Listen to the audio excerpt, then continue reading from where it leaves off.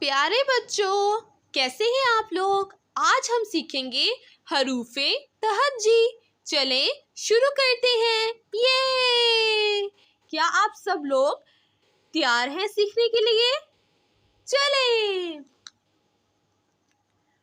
سبز سبز رنگ، سبز سبز رنگ۔ الف مدہ الف مدہ، الف۔ بے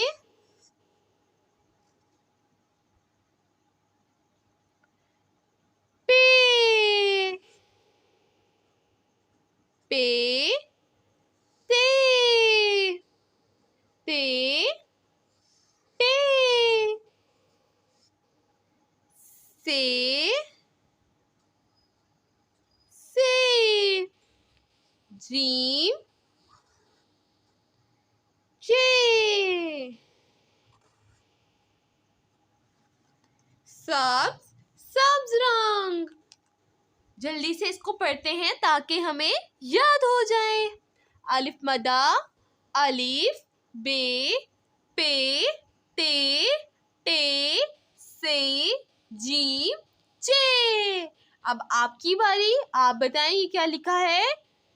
شاباش، الف مدہ۔ آگے شاباش، الف۔ بے، اب یہ بتائیں یہ کیا لکھا ہے؟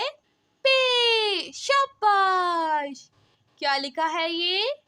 تے تے تے، شاباش۔ ٹے سے، یہ کیا لکھا ہے؟ جلدی سے بتائیں۔ جیم، شاباش۔ جیم جے۔